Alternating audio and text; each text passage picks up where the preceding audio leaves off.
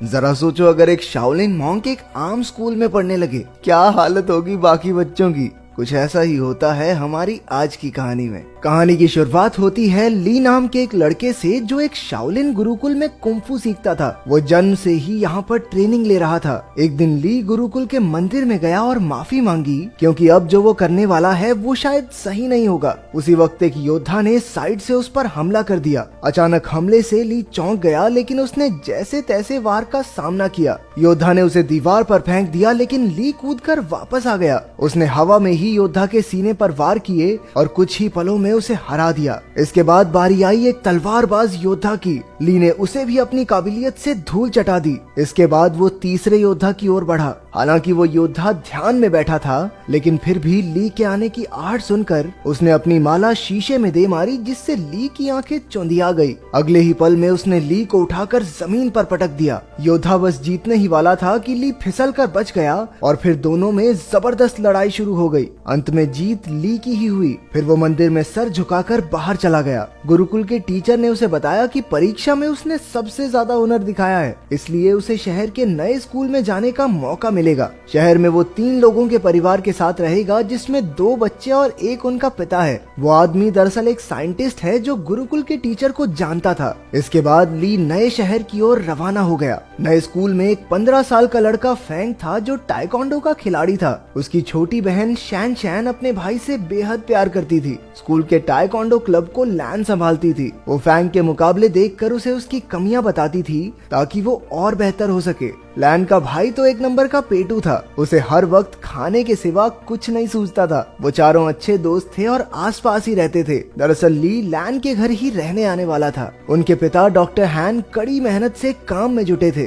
उसकी पत्नी कई साल पहले गुजर गई थी, तो अब वो काम में मस्त रहता था। वो एक खास डिवाइस तैयार कर रहा था, जिस पर शहर के गुंडों की नजर थी। डॉक्टर हैन ने बच्चों को कॉल किया, पर लैन खुश नहीं थी, क्योंकि उसके पिता कभी घर ही नहीं आते थे। डॉक्टर हैन ने जल्द ही आने का वादा किया और उन्हें एक तोहफा खोलने को कहा, जो उसने घर पर भिजवाया था। असल में उस डब्बे में वही डिवाइस था जो वो गुंडे चुराना चाहते थे। तभी ली ने दरवाजा खटखटाया और लैन उसे अंदर ले आई। वो उसे उसका कमरा दिखाने ले गई और उधर उसके पिता को गुंडों ने बंदी बना लिया। उस गैंग के लीडर लैरी ने डॉक्टर हैन को धमकाकर उससे वो डिवाइस मांगा। डॉक्टर हैन ने कहा कि ऐसा तो कोई डिवाइस है ही नहीं। उसने बताया कि वो तो एआई टेक्नोलॉजी पर काम कर रहा है, जिससे कि उसके बच्चे अपनी माँ की आवाज वाले रोबोट से बात कर सकें। लेकिन लैरी को उस पर विश्वास नहीं हुआ। उसने सीसीटीवी फुटेज से पता लगाया कि वो डिवाइस तो डॉक्टर हैन के घर जा चुका है। फिर लैरी के 2 चेलों ने आगे बढ़कर डिवाइस चुरा कर लाने का जिम्मा ले लिया। स्लॉपी और फिस्ट काफी खुश थे, क्योंकि गुंडे बनने के बाद ये उनका पहला मिशन था। उन दोनों ने अजीबोगरीब कपड़ों से भेष बदला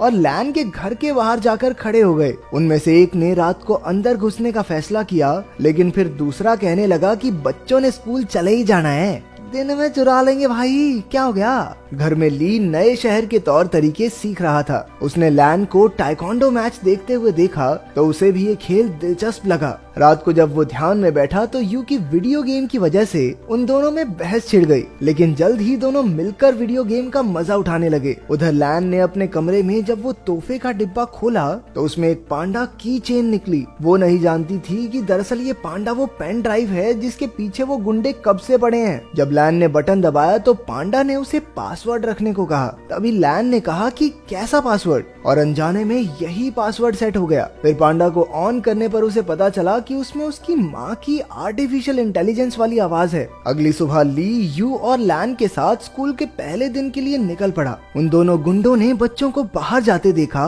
और अपने प्लान को अंजाम देने का फैसला किया। लेकिन तभी उनमें से एक की नजर उस पैंडा की चेन पर पड़ी, जो लैन ने अपने बैग से टांग रखा था। अब उन्होंने लैन से वो डिवाइस छीनने का प्लान बनाया। रास्ते में लैन ने ली को फैंग से मिलवाया। उसी वक्त एक गुंडे ने चुपके से की चेन चुरा ली और वहां से भाग गया। तभी ली ने उसे देख लिया और अपनी फुर्ती दिखाते हुए उसने गुंडे को झट से पकड़ लिया। तभी फैंग भी उसका साथ देने आ गया और दोनों ने मिलकर उस गुंडे की खूब धुलाई की। लेकिन वो गुंडा अब भी नहीं माना और एक बार फिर से पैंडा चुरा कर भाग निकला। अब की बार उन सभी दोस्तों ने मिलकर उसे कचरे के डब्बे में फिट करके सड़क से लुढ़का दिया। फिर स्कूल में ली की क्लास के बच्चे एक शाओलिन योद्धा को देखकर हैरान रह गए। वो उससे पूछने लगे कि क्या कभी वो शादी कर सकता है। वो उससे उल्टे पुल्टे सवाल पूछने लगे। तुम कभी शादी कर सकते हो क्या? भाई कुंफू करके दिखा दे भाई। हाँ एक बार दिखा दो, हाँ एक बार भाई, एक बार कुंफू करके दिखा दे भाई, मजा आ जाएगा। आखिरकार टीचर ने उन्हें शांत करके कहा कि ये सब खेलने के पीरियड में करना। खेलने के पीरियड में उनके कोच ने बताया कि अगले महीने उनकी चुस्ती फुर्ती की जांच होगी और जो कोई इसमें पास नहीं होगा वो अगली क्लास में नहीं जा सकता। ये सुनते ही यू की हालत पतली हो गई क्योंकि वो बहुत मोटा था। भगवान जानता है भाई साहब कितनी मुश्किल से चलते थे। फिर कोच ने सबसे 100 मीटर की दौड़ लगवाई। ली ने तो समय से पहले ही 2 चक्कर पूरे कर लिए, जबकि बाकी बच्चे अभी पहले चक्कर में ही थे। इसके बाद उन्हें पुशअप्स करने के लिए कहा गया, जिसमें अपना ली पहले से ही माहिर था। उसने 100 से भी ज्यादा पुशअप्स किए और बाकी बच्चों से तो 2 भी नहीं हुए। बाद में तो उसने एक हाथ से पुशअप्स करने शुरू कर दिए। उसकी काबिलियत देखकर सभी बच्चे कूदने लगे। फिर बारी आई ऊंची छलांग लगाने की। ये तो ली के बाएं हाथ का खेल था। बेचारा यू तो मुंह के बल नीचे गिर पड़ा। वहाँ डॉक्टर हान की लैब में लैरी ने उन्हें कुर्सी से बांध रखा था और उसे गोल्फ बॉल से पीट पीट कर परेशान कर रहा था। रात को वो दोनों गुंडे मौका देखकर लैन के घर में घुस आए। तभी ली की नजर उन पर पड़ गई और वो एक खिलौने के पीछे छिपकर उन्हें डराने लगा, लेकिन उन्होंने जल्द ही उसे देख लिया और मौका देखकर उस पर हमला कर दिया। जब लैन वहां पहुंची तो गुंडों ने पैंडा चुरा लिया और फरार हो गए। ली ने लैन और यू को सारी कहानी बताई, लेकिन उन दोनों को लगा कि वो मजाक कर रहा है। इसके बाद हम देखते हैं कि वो दोनों गुंडे अपने मुंह में गोल्फ बॉल्स भरकर लेटे हुए थे। असल में उन्होंने गलती से पैंडा की चेन की जगह वैसा ही दिखने वाला एक परफ्यूम चुरा लिया था। लैरी को एक खास डिवाइस 3 दिन के अंदर किसी कंपनी को बेचना है और इसीलिए अब उसे बेचैनी होने लगी। उसने बड़े गुस्से में उन दोनों गुंडों की गोल्फ बॉल से निशाना लगाया और उन्हें धमकाकर जल्द से जल्द वो खास डिवाइस लाने का ऑर्डर दे दिया। अगले दिन स्कूल में सारे बच्चे फेंग का टाइकोंडो मुकाबला देख रहे थे। वहीं यू और शैन शैन पीछे बैठी 2 बदसूरत लड़कियों के बारे में बातें करने लगी। ये लड़कियां कोई और नहीं बल्कि वो दोनों गुंडे ही थे जो भेष बदल कर वहाँ आए थे। उन्हें लैन के बैग पर वो पैंडा दिखाई दिया और दोनों उसे चुराने के लिए सही मौके का इंतजार करने लगे। उसी वक्त ली ने फैंग को एक मुकाबले की चुनौती दी। इस मजेदार मुकाबले को देखने के लिए सभी बच्चे भागकर आगे चले गए। अब सही मौका देखकर गुंडों ने बैग से पैंडा चुराने की कोशिश की, लेकिन इस चक्कर में उनके नकली बाल वहीं फंस गए। उधर मुकाबले में फैंग और ली में जबरदस्त टक्कर हो रही थी। दोनों ही एक दूसरे पर भारी पड़ रहे थे। आखिरकार दोनों ने एक दूसरे को ना मारने का फैसला किया और मुकाबला खत्म हुआ। उसी वक्त सबने पीछे मुड़कर उन दोनों गुंडों को पहचान लिया। बच्चों ने मिलकर उन पर हमला बोल दिया, लेकिन इस बार वो एक बच्ची को मारने की धमकी देकर पैंडा डिवाइस लेकर भाग गए। फिर बच्चे मिलकर प्रिंसिपल के पास गए और पुलिस को बुलाकर सारा माजरा समझाया। वहीं ली खुद को इस सब का जिम्मेदार समझ रहा था, क्योंकि अगर उसने फैंग को चुनौती नहीं दी होती तो लैन अपने बैग से दूर ही न जाती। लेकिन बाकी बच्चों ने उसे दिलासा दिया कि ऐसा नहीं सोचना चाहिए। आखिरकार लैरी के हाथ वो डिवाइस लग गया और उसके जरिए उसने कंप्यूटर पर एक प्रोग्राम चलाया, लेकिन उसे इस्तेमाल करने के लिए पासवर्ड की जरूरत थी, ये वो नहीं जानता था। उसने कुछ प्रोग्रामर्स को बुलाकर लॉक खोलने के लिए कहा, लेकिन पूरा दिन बीतने पर भी कुछ हाथ नहीं लगा। अब लैरी के गुस्से की सभी हदें पार हो गई थी।